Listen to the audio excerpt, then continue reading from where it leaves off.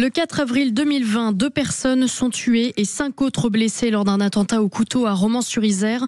Hier, s'est ouvert le procès de l'assaillant Abdallah Ousmane Ahmed devant la cour d'assises à Paris.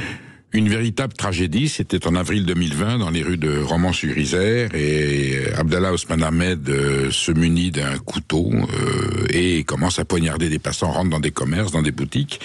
Tue 2 personnes, Thierry Nivon, 54 ans, et Julien Vivon, 43 ans, poignardés devant sa femme et son enfant. Il continue et blesse d'autres personnes dans un état. Alors voilà, la question est, est-ce que c'était dans un état de démence ou était-il en possession de ses moyens? Des experts se sont penchés sur son cas. Certains ont considéré qu'il y avait un trouble psychiatrique, psychologique, d'autres qu'il y avait un discernement qui était altéré. Certains ne partagent pas cet avis. Le problème est de savoir comment on peut prévoir, comment on peut empêcher.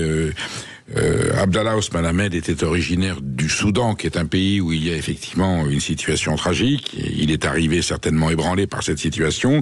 Il a eu un titre de séjour, une carte de séjour de 10 ans. Il était marié, il vivait, j'allais dire, de façon normale, avec un emploi dans une usine. Et puis tout d'un coup, dérapage. Accident psychologique, accident terroriste, voilà. En tout cas, ce qui est sûr, c'est que le procès s'ouvre et que on a envie de savoir exactement ce qui s'est passé. Est-ce qu'on a manqué de prudence? Est-ce qu'on aurait pu suivre ce dossier de façon plus proche? Voilà, quelqu'un qui arrive du Soudan, c'est certain qu'il y a une forte tension.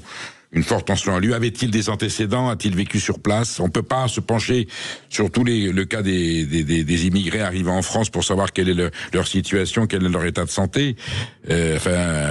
Sauf que les habitants de Romans-sur-Isère qui ont vécu cette tragédie, avec 2 morts et 5 blessés, se disent aujourd'hui qu'ils ne se sentent pas en protection, que la justice arrive trop tard et que la police n'a pas fait ce qu'elle avait à faire.